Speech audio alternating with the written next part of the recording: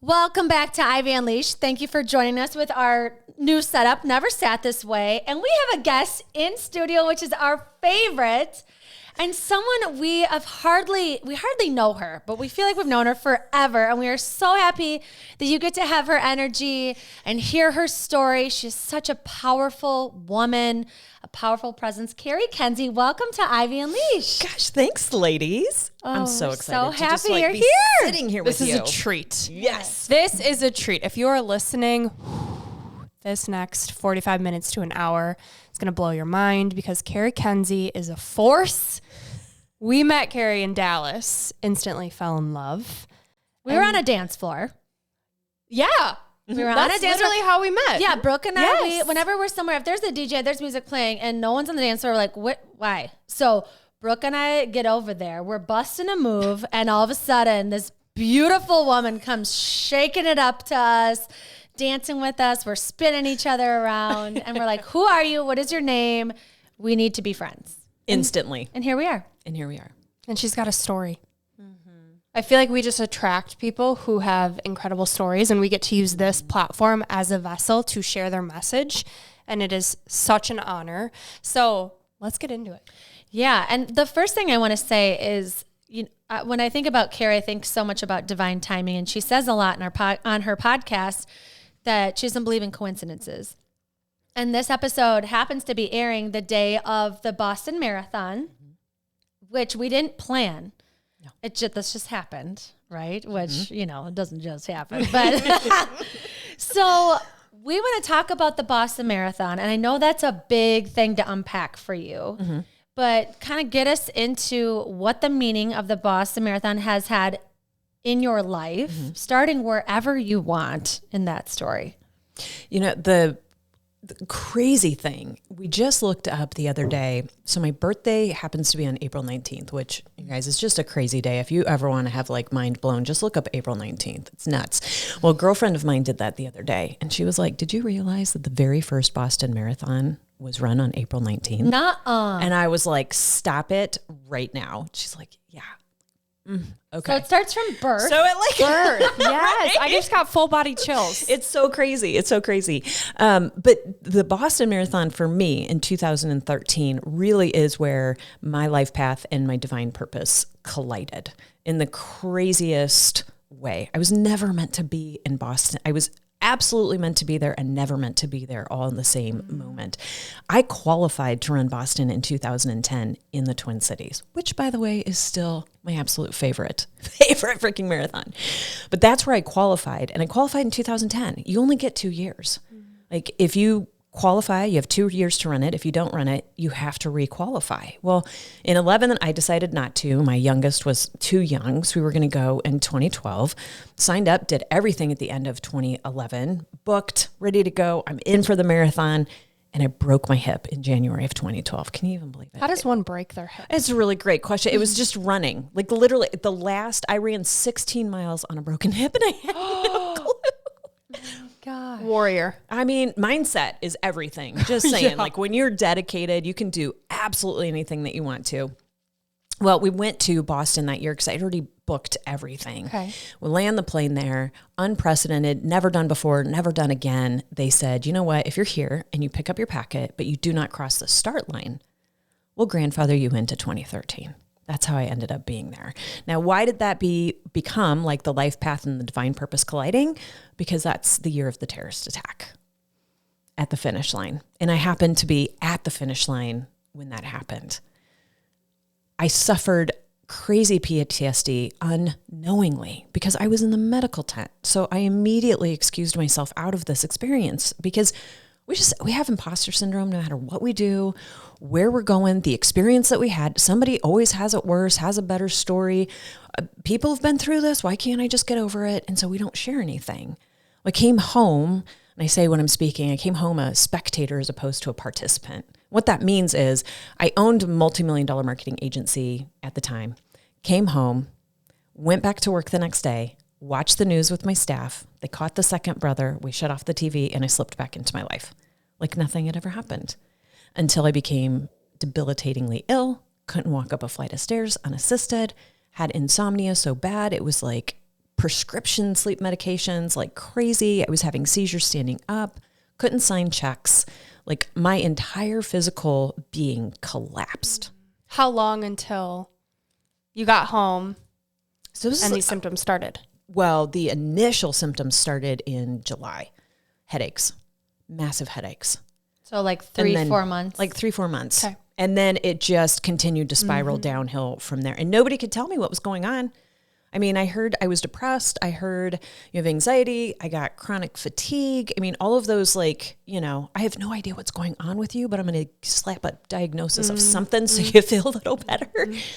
And nothing for a couple of years. I mean, this took me a number of years to get over. But the one thing that shifted everything for me was this. I went into a specialist office and he looked at the charts, did all the things, and looks at me and says, "Hey, are you a runner?" And I was like, "Well, yeah, why?" He goes, "Oh, because your heart rate's really low." I was like, "Well, I've heard that before." Like, okay, not a big deal. And then he said this. He goes, "You know what? I don't have anything that's going to be able to help you. Like, there's nothing in my toolkit that's going to make you feel any better. But here's what I can tell you. You're not depressed, because I've never known a runner to be depressed." And I didn't realize like exactly what was happening in that moment. I just knew it changed everything for me. And what I understood later is that he saw me. Like, he didn't look at the chart. He didn't like try to figure it out based on the symptoms I was having. He literally looked at me and was like, "This is what I see in you. And because I see this in you, this is what I could tell you." And that's where I had to begin to choose me. I was the only one who was going to be able to fix it. And that's how I ended up overcoming all of it.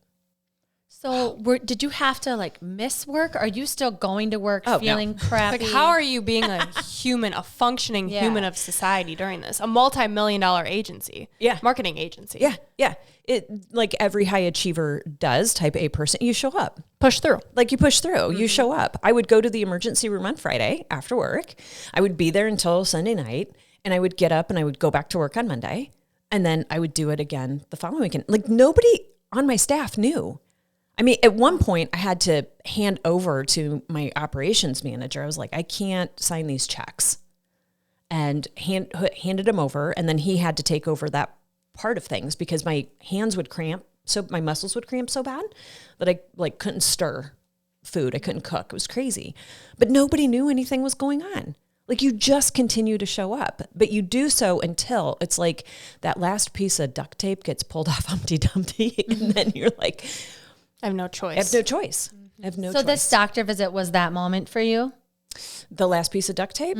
No, it was, I would say that was almost a opening for me to do something different. It like gave me permission to go a different direction. I had navigated through all of the doctors and the emergency rooms and the Mayo Clinic, all the things that I knew up to that moment. And then when I saw him, and I like the decision, and it was kind of like this unknown, unconscious decision of like, it's up to me. I got to figure this thing out. Then I started listening to my intuition. And so, like, no coincidences, right? We mentioned this. I would listen to a podcast. And if the podcast mentioned something and then I heard it another couple times, or, you know, somebody else would speak it, I go, "Well, that's what I need to be tested for." That's how I found all of the things that were wrong. Chronic Lyme disease, it's because I heard a podcast who mentioned it, and then I saw it somewhere else and something else popped up, and I found a doctor, which was in 2014, almost impossible in the state of Iowa to find a doctor who would treat Lyme disease. Found somebody, did a test. Yep, that's what's happening. That's how I navigated through, because nobody else could tell me what was going on. Well, it is. You took matters in your own hands, and I'm going to learn all of the things and trust whatever I'm being guided towards. Yeah. So what was that? Like, you mentioned Lyme. Was that the first? That was the first thing that I uncovered. Yeah. It was Lyme disease. Then it was Hashimoto's, thyroid conditions. Epstein-Barr came later in the process. But I knew I had multiple autoimmune conditions. I would say probably I knew the autoimmunity first, because Raynaud's is one of those like obvious when you're out in the cold and your fingers are white and pain. And so that was one of the first things, but that's how I started to uncover all of it. And then I ended up at a conference in 2016, because now I've really started to trust my intuition, I think that's one thing people don't, you have to like trust it the first time. You have to follow the curiosity. And then when you trust it and it's validated, then you begin to trust it more. And the more you trust it and the more it's validated, you're like, okay, I'm onto something. So in 2016, this email comes across of a coaching program that Dave Asprey was putting on for Bulletproof. And it came across, I was like, yep, I'm doing it.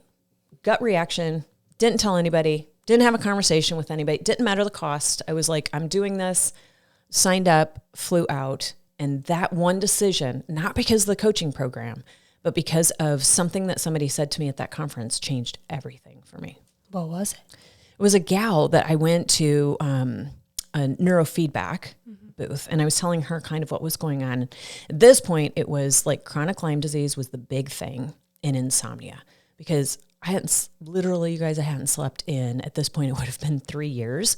I mean, I would lay awake night after night after night till like 5:30 in the morning. And after about 3 or 4 nights of this, you just get pissed at the world. Like, you're How like, could you not? everybody else in the world is sleeping and I'm sitting here and you're crying and you're angry. And then I'd pass out for a couple hours and I'd be back up. So I go into this booth, neurofeedback, and I'm telling her what's going on. And she says, you know what? I had chronic Lyme disease too. And I know this gal and she does this thing. Let me give you her number and you should call her. Well, you get to a point, you guys, I don't care what she does. I like voodoo dolls. I hear you. But it doesn't matter, right? Trying like it. sign me up. So I called her up and I always joke. I'm like, so I call her and she's like, so tell me about your childhood, which is not what she said, but that's exactly what it felt like, because I remember responding to her going, that's not why I called you. I called you because I have Lyme disease. But she opened a door for me. I didn't understand in that moment how interconnected everything was, because I think we are born into a world of separation where everything is separate from something we don't understand. Just back in my corporate world, the whole idea was don't take your personal life into work, hang it up on the tree outside, right? And you walk, like literally, this is what we were told. You walk in and you can pick it back up on your way out. Like you have to keep it separate. Same with your physical body. Like whatever's happening physically, you get a medication, you get a surgery, you go to a doctor, but that doesn't affect mentally, right? It was, everything was separate. And all of a sudden, she brought the world together. So the things that I've been through, like this traumatic experience that I had in Boston and the stuff that I went through as a kid, that's why I'm sick. And once I understood that and could start to shift, the insomnia was gone overnight. What? Literally overnight. I'm Wow. not. So kidding. what did this lady tell you? She said, what was your childhood like? Or so it Yeah. felt. Yeah, that's what it felt like. No, she actually just started to ask me questions about my experiences, about my life, about the trauma that I had been through. And the questions would lead into what was being held subconsciously in the mind and the limitations that we have and the belief systems that we carry based on the experiences, right? And so we would start diving. She'd ask me questions and all of a sudden I would be a 5-year-old little girl who is going through some situation with her sister or her parents. And I've caused some form of a limiting belief based on that. And we would shift that limiting belief and my physical being would shift and I'd feel better. And this went on. I mean, I'd be super exhausted, really tired, not feeling well. I'd call her up. We'd work on something. I'd feel better. Then I was like, okay, well, I don't want to wait 2 weeks to get on somebody's schedule. Like, this is crap. I'm going to do this. Like, I'm going to figure this out for myself. And that's when I took the deep dive in. Oh my gosh. Wow. Okay. So from So there- many questions. So many questions. Yeah. And like when you hear deep dive, you know, that to me is a big fat question mark of what does that look like, right? Because you're getting these clues that this has something to do with the trauma I've been through. You're starting to piece it together. But then when you try and do it on your own and you're just kind of new at listening to your instincts and going with your gut, what does that look like to start that deep dive? I read every book. I listened to every podcast. I took every class. I took a deep dive in. I really did. I mean, I spent weeks away from home in classes and trainings and working on myself, working with other individuals, really starting to understand that subconscious mind, the limitations, NLP, hypnosis, like all of the different things that we have the ability to be able to do in order to understand our own limitations. That's the deep dive that I had to take. And even today, I still have people who will help. Like we all have blind spots, right? So I can do a lot and I can figure out a lot that's happening in my own mind. I've learned a observation and an awareness, but it took a lot of sitting in the depths. And I think that's the hardest part. So I can go to the classes and I can read the books, but unless I'm willing to turn around and look at it and sit in the pain of it, nothing's going to change. And that's a courage and a bravery that everybody has, but people don't want to harness because of the fear. And I remember there was one day I'd gone out running with my kids. Running was very hard for me for years. And we were out with and my middle son was running with me. And I don't know why, he just didn't pick up that I'd been in Boston. And he made some comment to me. He's like, "Oh my gosh, you were there when the bombs went off?" And I was like, "Yeah." And he said, "Well, did you feel like you couldn't breathe all of a sudden?" It was a really odd question. Mm-hmm. I've learned to listen to everything that people say because they're always reflecting something back to you. And when he said that, I thought, that's why I have such a problem running, because I wasn't able to get full capacity of breath. So then I thought, well, I want to get to the other side of that. So I went home and put on Patriots Day, the movie about the Boston Marathon. That's something that people typically don't do. Right. Mm-hmm. But I wanted to understand, I wanted to feel the emotions so that I could question the emotions and figure out what was still being held in the body. And it was the most visceral experience I have ever in my life had watching a movie. And I was grateful that I had people there to support me. But that's what we have to do. We have to sit in the chaos of it. We have to sit in the confusion and then just start to question around what is happening. Why am I feeling this way? What is this? What do I need to observe here? What do I need to heal in this moment? And so the deep dive comes in a lot of different ways. Yeah, I think the curiosity and the questioning, that's what allows you to get unstuck. Yeah. So a lot of people stay in the pain. It becomes their identity. It really does. But for you said, absolutely not. No. This is not my truth. No. And that's always been my thing. Mm-hmm. I do not adhere to identities. I do not adhere to even chronic Lyme disease. You'd go into platforms, right? Especially when you're healing through different things, you want to go in and find the people so that you can learn the things. And I would go in on Facebook and I would join a group. And within 2 weeks I was out because I'm watching everybody as they're claiming it, and it's the identity of it, and my Lyme, I'm like, what? No. I want this. What's the power of NLP and hypnosis and subconscious work that I think nowadays it's becoming way more popular, or maybe just because we're so in this space. Mm-hmm. But I hope that there is a shift. Mm-hmm. And it's people like you that are making it possible, and people are seeing their story in you, and okay, I don't have to live with that. But the work you did, it takes a lot. Like you said, it takes courage, it takes bravery. So when did you start to connect the dots between the Boston Marathon and the symptoms you're going through? Was it what your son said, or was it before then? No, it was before that. Okay. Yeah, it was absolutely before that. And it's just a matter of the way that if people ask questions out of not a curiosity because I want to know, but a curiosity because you need to know. Does that make sense? So if I'm sitting and having a conversation with you, there's a part that's going to have that, what do you call it? That voyeuristic. I was I wanted to give me the details, right? Good. That's a different way of asking a question than if I'm just going to sit and get curious, because I do want to understand. I have compassion, but it's not for me to know. It's for you to discover. That's a different way to ask a question. And when you do that, I'm allowing you the opportunity to be able to see things, your life, your limitations, your beliefs, the things that you say from a different perspective. Mm-hmm. And then all of a sudden you go, oh, I didn't realize I was doing that. Mm-hmm. Oh, I didn't see how that connected, right? But when you do that, it opens you to a different kind of power. It takes you out of that victim space, because all of a sudden I'm starting to see things from a new perspective.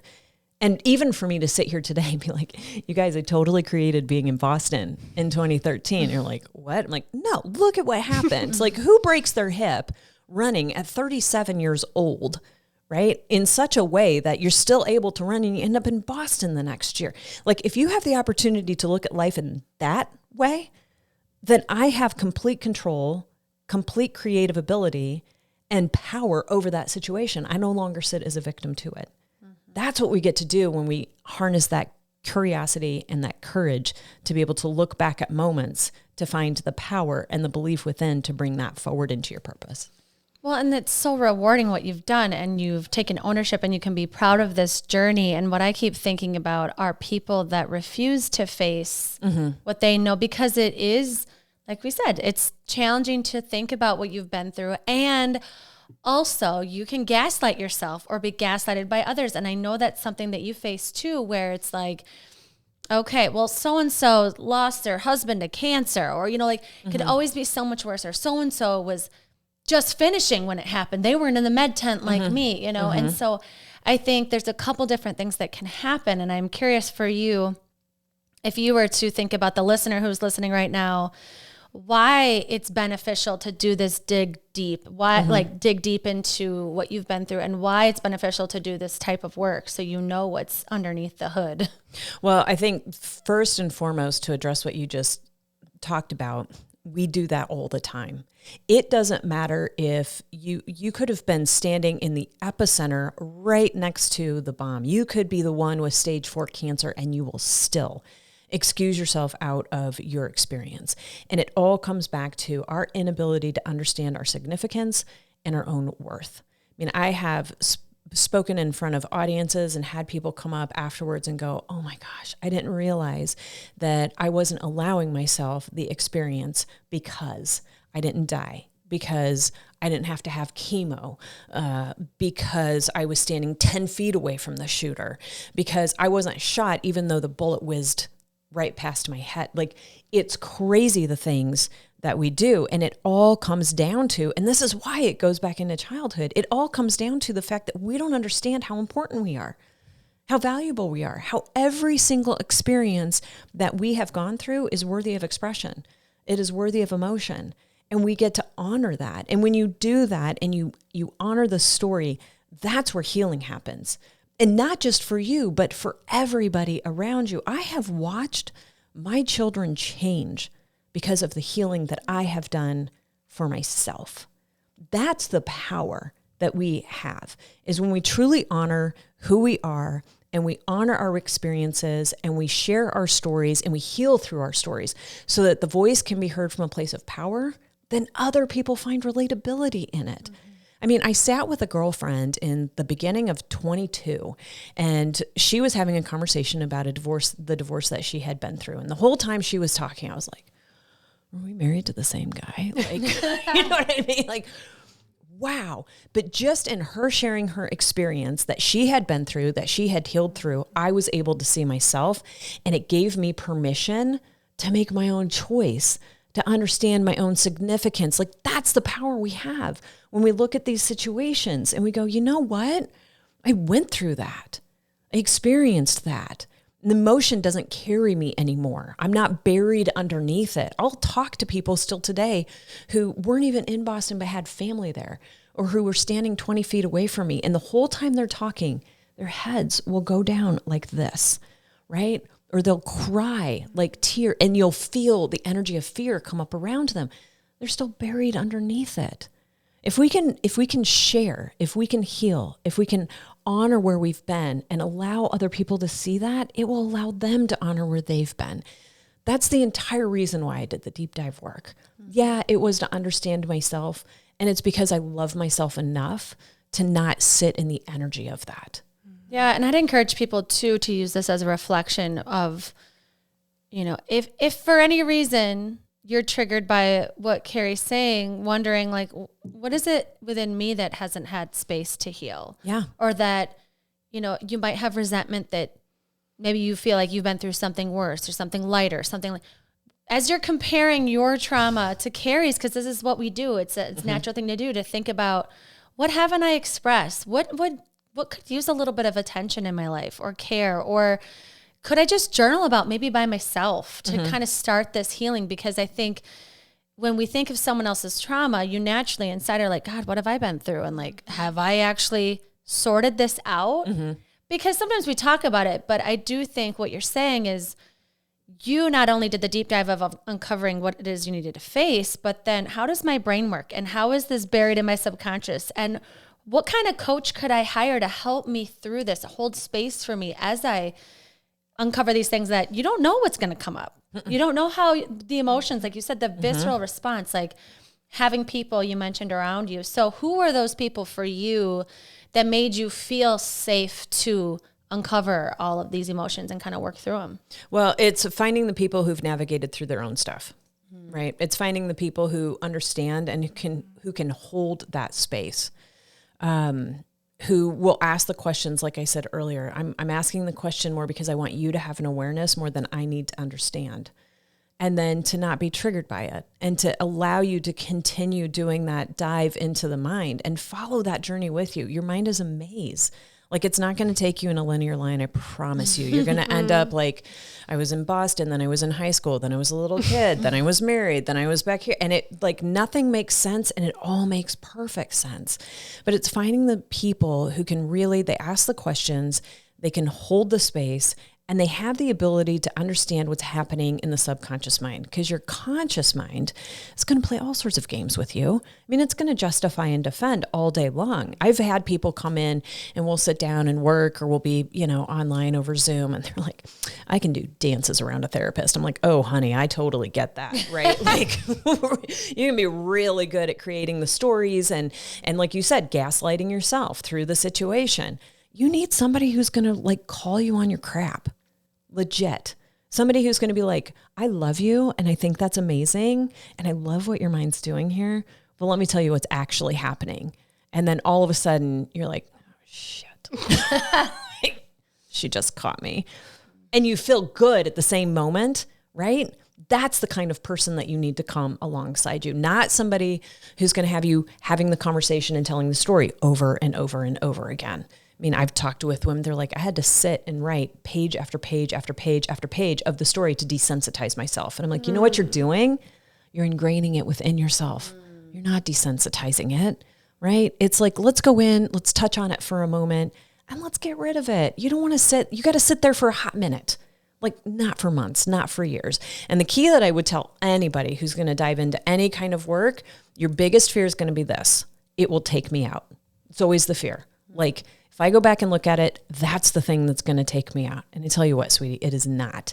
Like, you've already been through it. You did the hardest part. Now you just got to take that same amount of curiosity and courage to go back and touch on it for just a minute, have somebody who can hold the space around it, and you're going to navigate through it and actually heal it so you no longer have to deal with it. So when you went back to the bombing, what did that look like for you? What did you shift that allowed you to be free? It's taking ownership. It's seeing it from a different perspective. It was forgiveness, a lot of forgiveness, actual gratitude, and then really just seeing different elements of it. Like survivor's guilt's a real thing. It just is.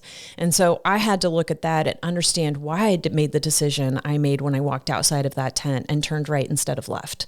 Left would have been back into the chaos, and right would have been to, freedom, so to speak. I had to figure out for me, why did I make that decision, right? Because you're going to judge yourself. Once I figured that out and I understood, not from like this conscious mind, I can justify it, but from like a deep understanding, knowing, I could release it. And then it starts to look like a Polaroid picture. It's what it looks like. You don't have that charge anymore when you sit and you look at it. Wow. I feel like this could be a movie, right? Yeah. It could be a movie, because I feel like it's, when you're the outsider of it, you're like, wait, what does that feel like to consider a deeper meaning to going left and right, and what are the questions your coach is asking you in the midst of this, or is this something you're doing on your own? And so it feels like, I don't know, I'm just picturing a movie. I feel like you should put this into a movie for sure, because now I'm like, I want to watch this. I want to know more about this work. But I know something you talk a lot about is manifesting versus creating. And I know, just from what we've talked about with this, you're like, I created this scenario and I've created this. And so I would love for you to talk a bit about that, like the difference between manifesting versus creating and the power that we all have as we move forward with this knowing. Tell us about that. Yeah, people don't like that conversation. I know, I do though. It's so interesting. They're like, no. Because here's the thing. When people think about manifesting, we think about all the amazing stuff, right? So I'll take even this morning as an example, right? So manifesting, I was like, oh, I had this amazing hotel room. And like, what hotel room do you walk into that has heated floors in the bathroom? Oh, what? Give me. Dimmers on every light. I was like, what is this space? This is look at what I manifested, right? And then a half an hour later, after I get done with my run and I go upstairs and I'm in the run, there's like no hairdryer. I'm like, what is that, right? And I could go, oh, well, crap, well, they didn't put a hairdryer in there, and I can start blaming all the situations around as opposed to going, okay, that's really cute. Why did I create that? Like, I created this amazing experience. Why could the amazing experience not carry through everything? Why did I need to create that moment of a hiccup? Do you see what I'm saying? So we always look at manifesting as like, I've made the list and I've done the things, and high five me and let's celebrate because all of this amazing stuff has happened. But the second you stub your toe, we step out of that creative or creator ability. Oh. And I go, no. That's when you really got to dive in. That's when you've got to go, ooh, why did I need to create an opportunity to stub my toe? Why did I need to place myself in that position? Now, here's the thing. Would I consciously have ever put myself in a position to be in Boston? No. Would I consciously have ever placed myself in a position the very next marathon I ran to not remember crossing the finish line and to collapsing three times in the last mile? No, I consciously would not have done that. However, I also know that there's a higher aspect to me. I know there's a wiser version of me. I know there's a part of me that is constantly looking to evolve, constantly looking to be better, constantly looking to learn something and to shift the way that I'm navigating through life. That part of me will stub my toe. That part of me will create opportunities for me to learn lessons. That's what I mean is the difference between manifesting and creating, because we are creating all the time. We are manifesting. Manifesting is just demonstration, okay? That's all it means. If you look it up and you go back to the etymology of manifesting, it means demonstrating, okay? Your mind is constantly demonstrating to you your belief systems based on the reflection of the reality you've created. Damn! Say more. God! I love this so much. And I love the words you're using because it's a way to look at it with gratitude and opportunity instead of poor me, of course I did, who did this, blame, shame. It's like, okay, stub my toe. Ooh, what am I going to learn here? Yes. Or what is my higher self trying to teach me here? Yeah. Yes. Or show me? Like, what's the opportunity here? There's so got to be juicy. something, right? That's so juicy. And think about that. If you truly could take your mind and shift it in that way, you could go, why do I have a cold right now? Why did I lose my voice? What was happening? I mean, my business partner did this to me a couple of weeks ago. I had this horrible cold and we're just like witnessing it, right? And she'd go, so what's going on with the cold, Cari? And I'm like, yeah, I know. It's a value thing. I understand. It's a value thing. I just got to figure out what it is, Value right? thing. So, What do you mean? So your physical being will communicate your soul to you all the time. Okay? Your physical. I believe this so much. Okay, sorry, I'm back in. The physical aspect of who you are is simply a communication of your soul. Okay. Things are out of alignment. If you are not living in vitality and health, it's because something is out of alignment and it's something that needs to be addressed.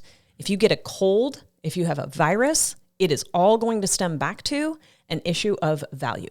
Either not understanding your value, imposter syndrome is going to come into that, feeling like you have to give up your value for something. Yeah. So when she asked me, she's like, so what's going on with the cold? And I was like, yeah, it's got something to do with value. And then if you don't address it, here's what happens.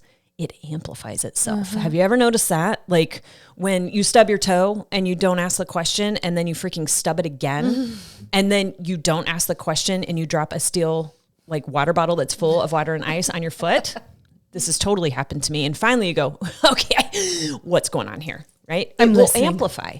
So mine got to a point where I like lost my voice, couldn't get out of bed. And I was like, this is ridiculous. What is going on? So I literally had to sit in meditation, ask the questions, figure out what was happening in my reality. What were the conversations I was having? What was going on in you know, at home, at work. Once I figured that out, I got my voice back in 5 minutes. Like that's the power we have when you understand I am creating every experience, every single thing, and not out of punishment, not out of any reason other than I am here to learn, I am here to evolve, and I am here to be the best damn version of the person that I can be. I think that's tricky because one way you could look at that is to be really critical of yourself. Like, why am I doing this to myself? Like, what's wrong with me? What haven't I addressed? What, you know, I feel like you could play the blame game because if there's a reason and you want to find it, you're going to be the reason. So how do you stay out of that judgment zone and be kind to yourself in the midst of figuring this out? Great question. Yeah. So here's the thing. You will fall into it and it's totally okay because I will too for a hot minute, right? I'll be like, oh, this sucks. Why is this, you know? And then it's just having an awareness. Is just having an awareness. And how I have to look at it, and sometimes even with my clients, I'll have to get them out of their own space and go, okay, so if your kid, if your spouse, if your best friend, right? We can pull ourselves away far enough if we start looking at it in somebody else. It is the more you question and the more you dive in, and the more you look at yourself through the lens of the creator, the more you're going to have the opportunity to be able to sit as an awareness to it and observe it. And if you can observe, if you understand the consciousness, think about this. You ever have conversations with yourself? All day. Yeah. Who are you having a conversation with? Think about that. It is your awareness that is observing the thoughts that you're having that is causing you to have a conversation. It's kind of creepy, but cool. But cool, right? Yeah. So if I can take that and go, I just want to be the awareness that is observing either the thought that I'm having, the conversation that I'm having, or the experience that I'm having, then that awareness can ask a question. So I'm going to be aware of it instead of getting drawn into it. I don't want to play the drama game. I don't want to have an internal battle. I don't want to like go back and forth. You're an idiot. No, you're not. No, I want to go, you're an idiot. Why do I think I'm an idiot? Like, where's that coming from? Who's saying that? It's like just, an unbiased. It is. You have to like take yourself out of it. Wow. Everyone listening, I'm sure they feel how I am right now. We're just like, I'm going to need to rewind. I'm going to need to re-listen to this. The human mind is so deep. But everything you're saying is so empowering. It's that what you're going through right now, you might be creating it. You are creating it is what you're saying. That also means that you can have a different reality by choice. By choice. That if you don't like where you're at, you can shift some things. You can. We just forget that we have choice. That's the one thing that we forget consistently, that we have choice. That we can make a different decision, that we can look at something differently. And when you understand that, then everything begins to change because the mind is wickedly creative. It is there to protect you. It's an amazing protector. And it's also there to like solve problems. So if you're running a pattern, if you find yourself in a situation over and over and over again, then maybe ask your mind like, what problem are you trying to solve? What are you trying to figure out? And why do you need to figure that out? Because a lot of times things will happen to people and you'll go, why? Why did they do? And then you're trying to understand the opposing force. And I go, you're never going to understand the opposing force because you don't have the capacity in your mind to be the opposing force. Be grateful for that. Be grateful I don't get it, right? But when we can start to like look at things from this perspective and go, what? I have that ability? Like I'm that freaking powerful? And I understand abundance because now I can see it as like, I get to create all of it. I don't have to wait for somebody else's permission. I don't have to wait for somebody else to shift it. I don't have to wait for somebody else's forgiveness. that's an amazing state of being.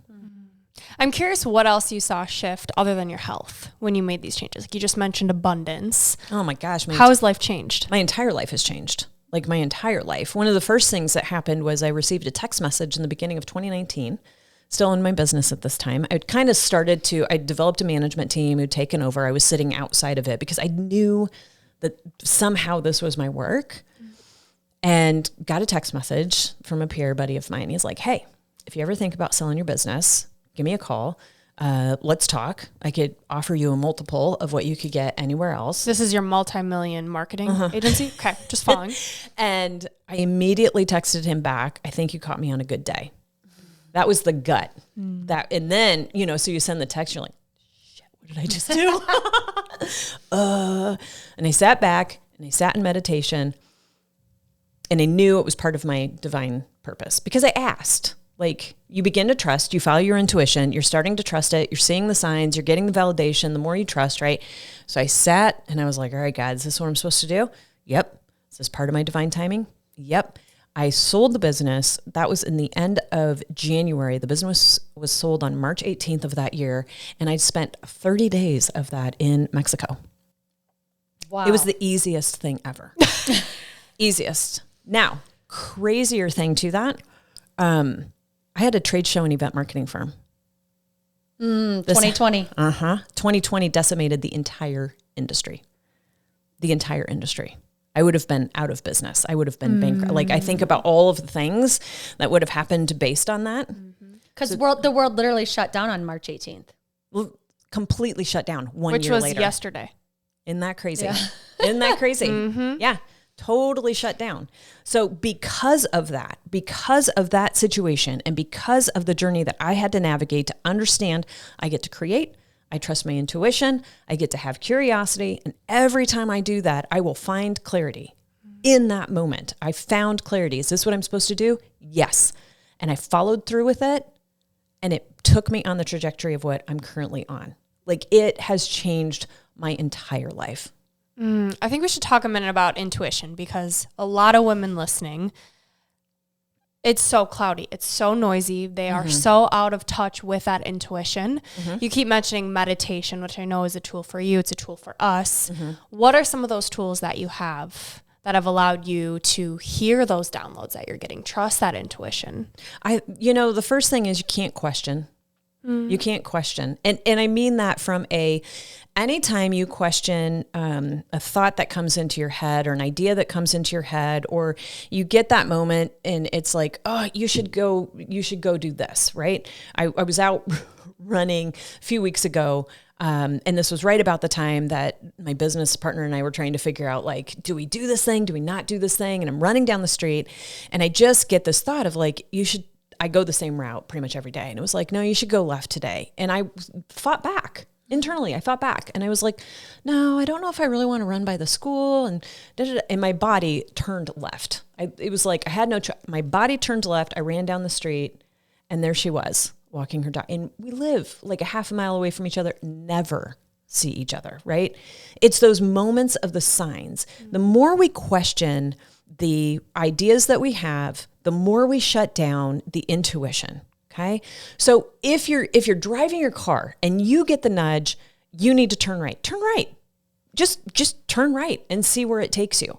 Okay. Because the more you do that, the more you have that little voice that comes up that says, hey, do this, go do this, grab this for dinner. The more you trust and the more you acknowledge, the more it's going to open up to you. It's when we question that it shuts down. And like I said, it's those little tiny things in the beginning. It's not the great big ahas. Now, the great big ahas definitely come, and those are the things we totally shove off to the side. You know what I'm thinking about right now, though, is like the people that grew up that weren't allowed to have a voice or creativity or a mind of their own, because I grew up in a household where I had a lot of freedom. Yeah. I didn't have anybody telling me where I had to be, when I had to be. And so if I had a creative idea, I could explore it. And so I feel like maybe that's why I trust my inner knowing. I trust myself. I've always been really confident because I've been able to show myself this works. Yep. Cross the street and go into the church and see what it's like in there. Oh my gosh, Totally. It's sweet. Right? But a lot of people, they had really strict parents, or they were a part of a religious something where it was really hard to like think a different way. Yeah. And so I'm like, I just want to take away the any guilt or shame you might have about not knowing how to do this, or like, of course you question yourself because you've been questioned your whole life, or you haven't had that freedom. And so I love how you're saying to like, trust it. Yeah, my kids say that. They can't stand school because seriously, because they don't get to think creatively in school. It's like they go in to sit down and do a math problem, and you can't even creatively figure out how to do the math problem and do it your own way. You have to do it a particular way. This has been ingrained in us since we were kids. And you have to show how you got to the idea too. So, because like we were talking, I was on Cari's podcast yesterday, and we were talking about how we have some really brilliant kids that their brains work really fast, really creatively, and school's hard for them, not because school's hard, but because they are put in a box. They're put in a box, and and so of course, and we all have been in school, and so it's natural, I think, to know that, okay, I might have a quirky idea that feels weird in my body, but everything's telling me to go left. Just test it, just go left and see what happens. Yes, that's what we have to do. And it's because as kids, it was ingrained in us to not turn left because somebody told us we had to turn right. So it's like baby steps, right? I mean, babies got to crawl, they got to scoot, and then they got to crawl, and then they got to walk, but they got to fall down a whole bunch of times before they can figure it out. It's the same thing we have to do with our intuition. And it might be unfamiliar, right? It might be a new business idea that you're like for me, I'm like, I'd never own my own business. And all of a sudden I'm like, well, I'm going to listen to this creative idea today because Elizabeth Gilbert told me I should. Yeah. And I'm like, I've had this idea 50,000 times. And today I'm saying yes to it, because it is unfamiliar or really creative and it's a little out there, but like, that's how beautiful things are born. That's how newness happens, but it's unfamiliar. So it feels wrong sometimes, or it feels like, scary. But our intuition is so strong. And I think I'm so glad we're talking about it in this way that I think feels graspable if you're just getting started. Yeah. And if it's not, re-listen 17 times until you're like, okay. But also what Cari's saying is this is a deep dive. Like you're talking to someone who has done so much work. This wasn't an overnight aha moment. It was practice. It was reading. It was going to conferences. It was surrounding yourself with like-minded people or people that you valued how they were thinking so you could start to adopt that thinking. Well, yeah, and it's a lot of questioning of yourself, and it's a lot of doubting of yourself. And I mean, I will ask that question of people when they come on my podcast, right? They're like, yeah, so in that moment I made a decision. And I go, did it change everything when you made that decision, right? Because you hear that a lot. It's like, in that moment, I made a decision and everything changed. And I go, no, it did not. Like, we'd love to say it did. So I just want the listeners to know, it doesn't happen like, a lightning bolt, generally speaking. It's like you make a decision and then you're going to question it and you're going to doubt it, but you just got to keep moving towards it, right? It's just continue following the curiosity. You're going to fall down. You're going to feel like an idiot. You're going to doubt yourself, but then just have that thing you want that's different than the thing that you currently have. You need to have something that kind of sits like that carrot out in front of you. For me, it was health. I was not going to sit in a position where I couldn't run, where I couldn't be with my kids, where I didn't have the energy to do the things that I wanted to do. When you have that, when you're at that point where you're like, you know what, I'm done with this corporate job. I'm done with this thing. I have got to figure the other thing out. That's when you will open yourself up to that intuition. That's when you will open yourself up to curiosity and you allow yourself to follow it. If this isn't divine timing, I don't know what is. Brooke, do you want to tell people why this is divine timing? I put my 2 weeks into my corporate job yesterday. I listened to that little inner knowing. I was like, this is terrifying. This is scary, but it won't shut up. Yes. And I'm sick of hearing myself say, I'm working on getting out of my corporate job. I'm working on... Yes. Okay, so just do it. Figure it out. I keep thinking, like, what if I get hit by a car tomorrow? Yes. And I'm going to, like, look back from heaven and be like, damn, I wish I would have, like, I'm going to cry right now thinking of it. And I feel like that's something we all have the ability to. Like, what isn't scary in this world?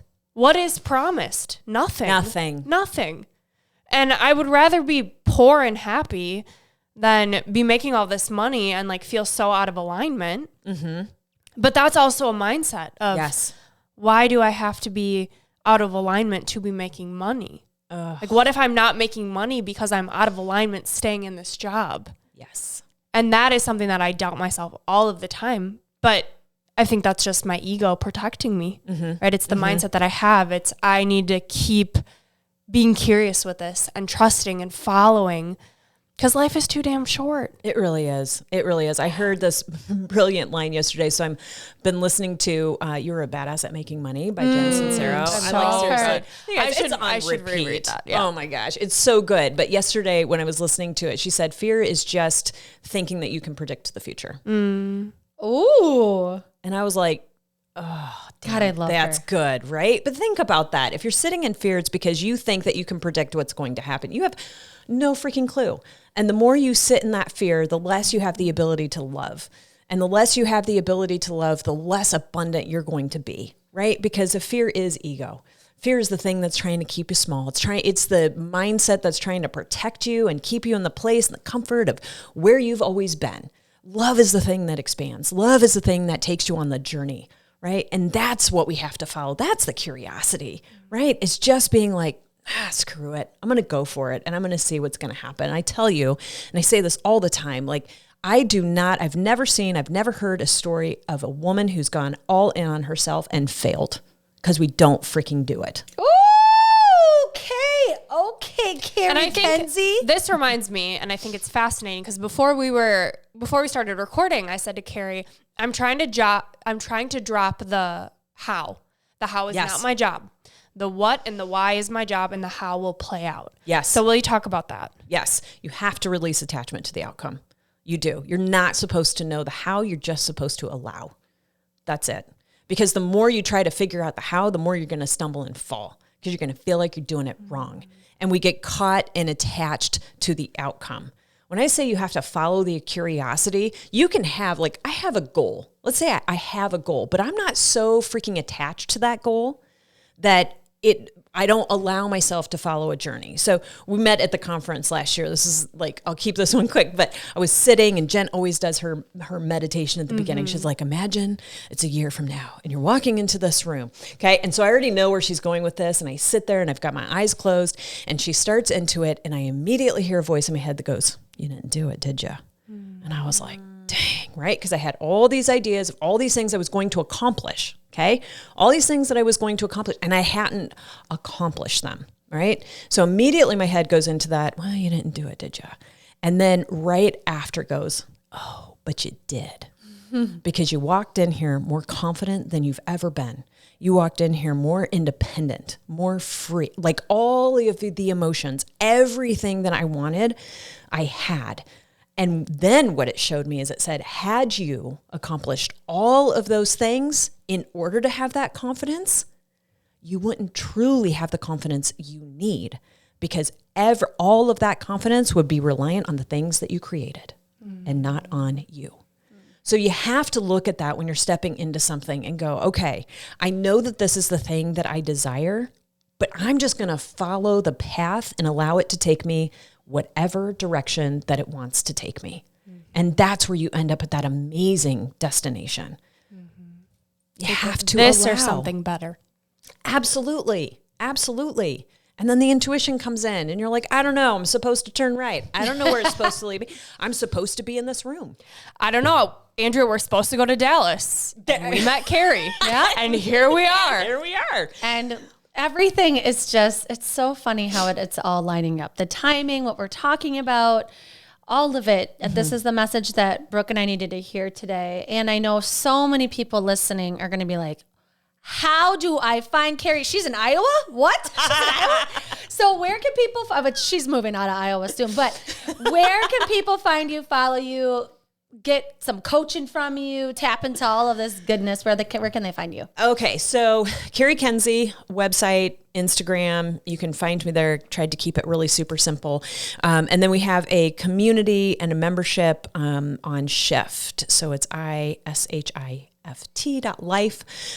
Come and join us there, because we are all about just empowering people in who they are, in the amazingness, setting them on their own charted course of leadership, really elevating and evolving and living a life out of love as opposed to fear. Yeah, Cari's doing a lot of work. You have multiple businesses, lots of things going on, podcast.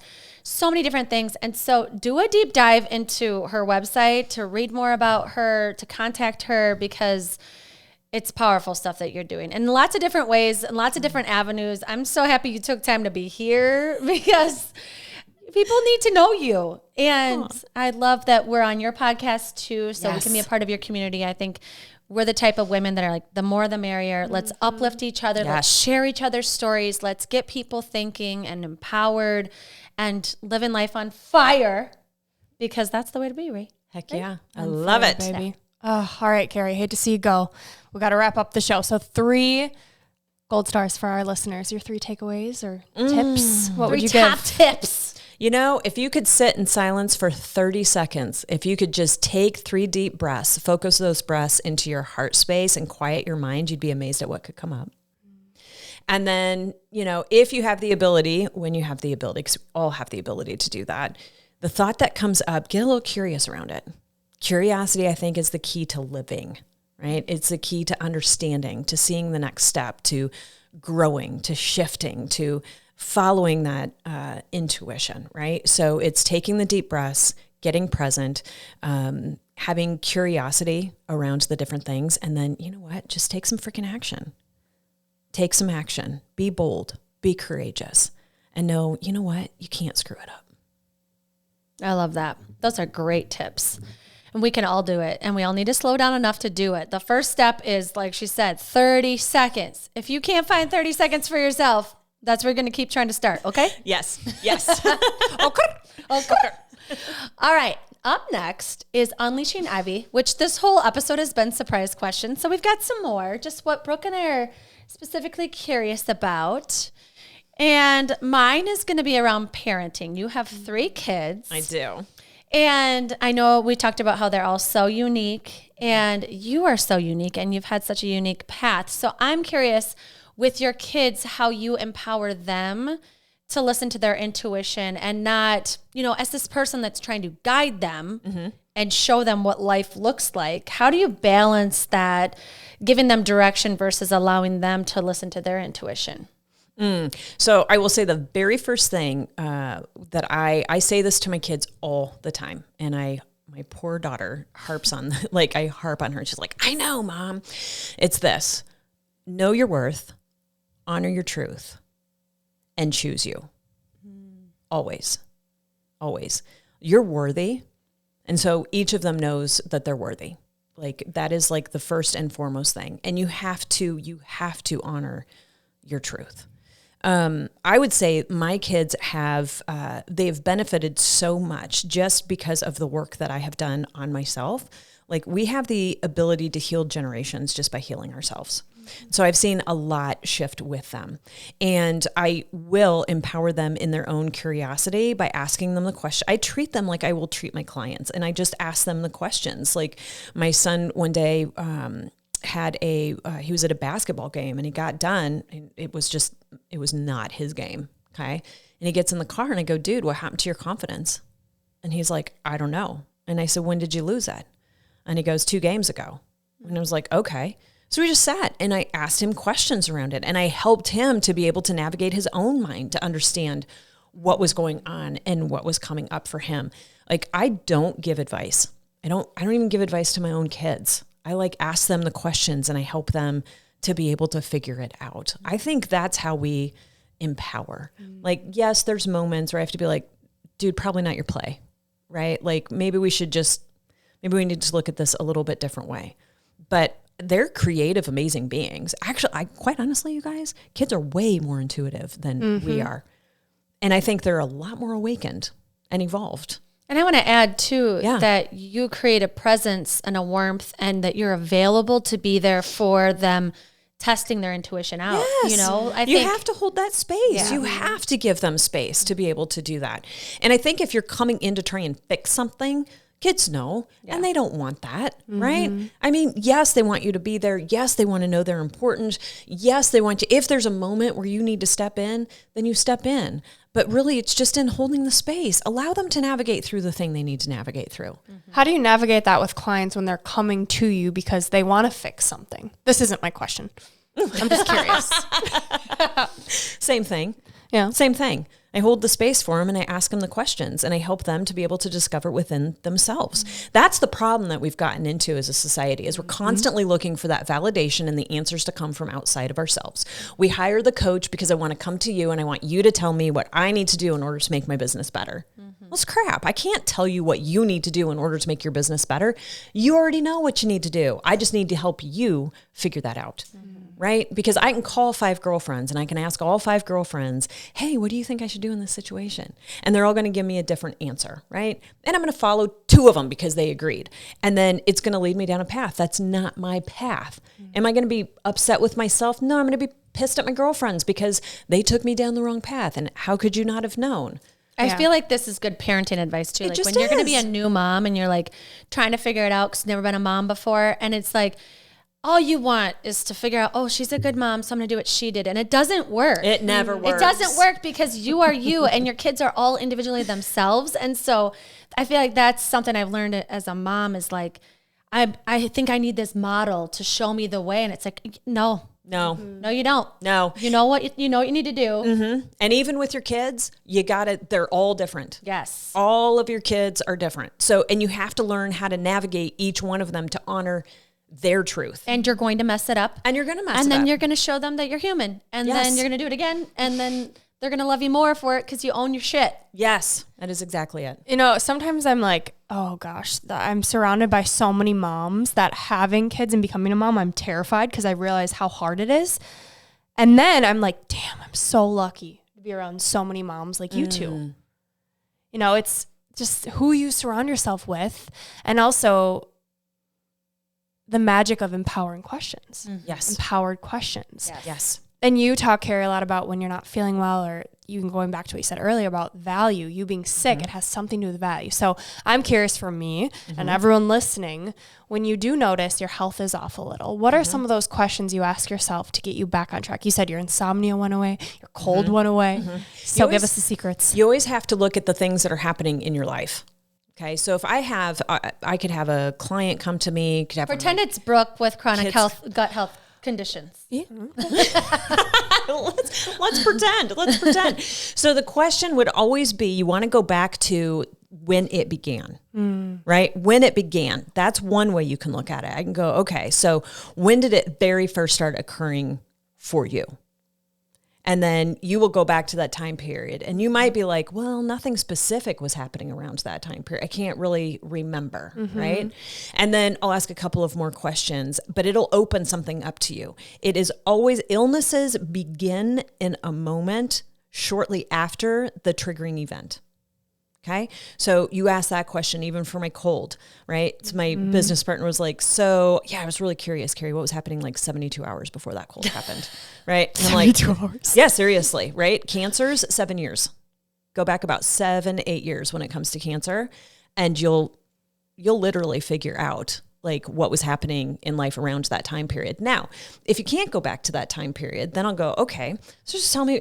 My clients, like, I'll get them on the phone. I'm like, so what's happening? Like, what's going on? Like, we're just chit-chatting or catching up? No, you're going to communicate to me, like, based on the situations that are happening, right? I've got this conversation going on. I've got this thing going on. So I had a woman who called me up because she lost her voice during COVID. She got COVID and then she lost her voice. And she's a singer. And she's supposed to be in Dublin in June. And she's like, I have to get my voice back. And I was like, yeah. And she goes, doctors tell me I won't get it back. And I go, well, first of all, well, that's crap. Like, don't believe it, right? You get to create whatever it is you want to create. And so I said, well, so like, tell me what's going on. And she was telling me about work and how she was having this conversation with her manager. And she told him, she's like, yeah, well, you know, if you put a lot of pressure on me, I'm just going to shut down. And then she goes back to these other situations. And then she comes back and I looked at her and I go, do you want to know why you created it? She goes, what? And I go, if you put pressure on me, I'm going to shut down. And her eyes she was like, and I went, yeah, you shut down your voice. So if you look at the thing, you will actually speak out the reason why you've created something in your life. This is where everything's up for play. Everything's up for grabs. Like if you can start asking those questions, you will discover what's holding something in place. So fascinating. Does that answer your question? Going? So I will tell you just because, so the gut issues that happen within the gut are a lot of abuse, holding on to pain. And when I say abuse like this, people are always like, oh, but I haven't. Okay. Self-esteem, honey. Was your self-esteem ever diminished? Ever? Like somebody said something to you in elementary school, or, something happened with a teacher, or any of those types of situations, any kind of diminishing of the self-esteem, the body will take on as abuse. And we tend to store it in the abdomen. And so how do you release it? You go back and you have to figure out, like, what was the abuse? Why do I need to hold on to it? And what is it that I'm doing that's causing me to continually abuse myself? Because the patterns that have been brought on by other people, if they're no longer there, you'll do it to yourself. You'd never think. You'd be like, why would I ever? That was my insomnia thing, right? I went in, I was literally doing what I thought was best. I was getting these just subcutaneous, like, kind of like flu shots. Okay. But it was for Epstein-Barr, and I'd gone up and I'd gotten this, and I came back and I got sick again afterwards. And the gal that I was working with at the time looked at me and she goes, why do you have to keep punishing yourself? And I was like, what? I'm not punishing myself. She's like, yeah, but every time you feel fine, and then you go up and you get these shots and you get sick again. Why do you have to keep punishing yourself? So it's just having somebody look at something and ask a question where you're like, oh, I didn't realize I was doing that. Then the insomnia was gone overnight. I feel like this is the episode you got to listen back to, and then you got to ask yourself those questions and sit with them. So I feel like we're going to have to circle back and figure out what our patterns are telling us. Because I'm thinking of like 5 different ones that I have that I keep getting in the same pattern of, where I'm like, again, here I am back in defense instead of offense. And what am I doing with organization, or what am I doing with this, where it's like, I am creating this, and what's it for? How is this serving me? Yeah. Because it's ultimately serving you. And I'm thinking of one right now, and I'm just going to throw it out there because I don't like to be vague, and I want to give people examples. I think that I, every once in a while, go in this little rut of being super unorganized with my time, so that I can rely a little bit more on my partner, and he can show up for me in a way that I haven't had somebody show up for me. I'm just like piecing this together right now. Yeah. And he does. And I get the validation that I have a really good partner, and he will catch me if I fall. I'm going to cry. But like, I do this, and he picks up the pieces, and then I get back on track. And I'm like, I think I need to like allow him to prove himself to me, and he keeps doing it, and then it keeps validating that I'm with the right person. So I think I need to remember that, so I can stop getting unorganized. Just stay organized. Such a good point, right? I mean, I look back at this morning when I talked about, here's this amazing hotel room that I created. Why no hairdryer?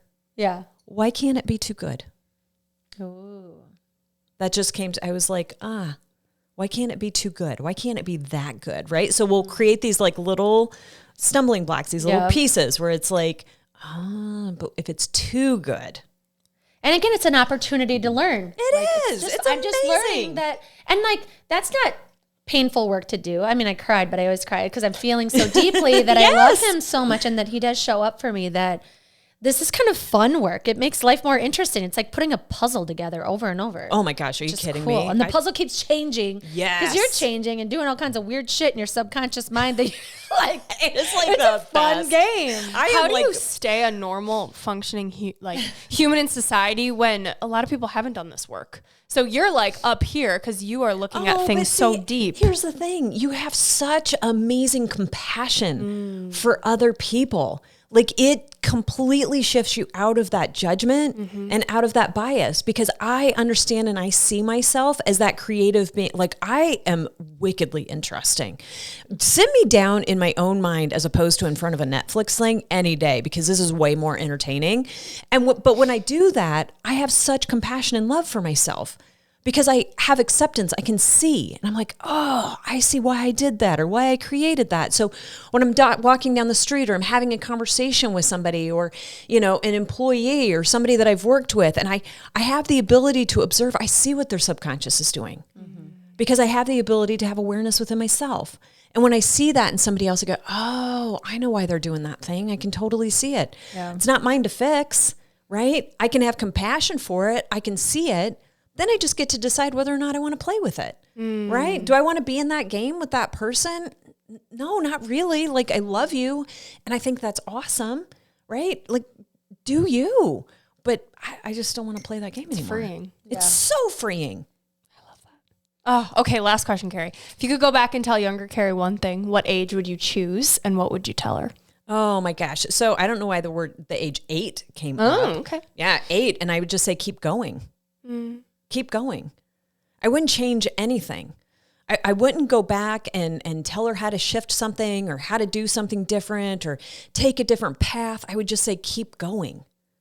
Because I truly do believe this. I think every decision that I have ever made, that anybody ever makes, is just a beautiful reflection of who we're destined to be. And I wouldn't change one of them. Love that. Awesome, Cari. Well, this is fun. So good. I love this conversation so much. I want to have more of them. And we're just so grateful for you that you brought your body on the dance floor and moved around with us, and that you're being you, and the lack of judgment, the warmth, the curiosity. It's so intriguing and fun. And we're just glad that you're part of our circle and that we'll continually learn from you. I'm so happy that you're here today and that now we get to share you with our audience. They're going to love you. Oh my gosh. I love you ladies. This is so fun. Yeah, we could sit here all day. This is just the beginning. I know. I love it. I know. Okay, here, we love our listeners with a piece of gold, a quote that speaks to you. Would you please share yours? Oh, I can't remember the exact words of it, but it is in the essence of this, that the greatest burden that we will carry is the untold stories that lie within us. And that's Maya Angelou. And it's like truth. So true. This is Gold Ivy signing off. Listen to your truth and go chase your gold. Oh, I love that. So good, girls. Cheers. You just are everything I need. You got me thinking.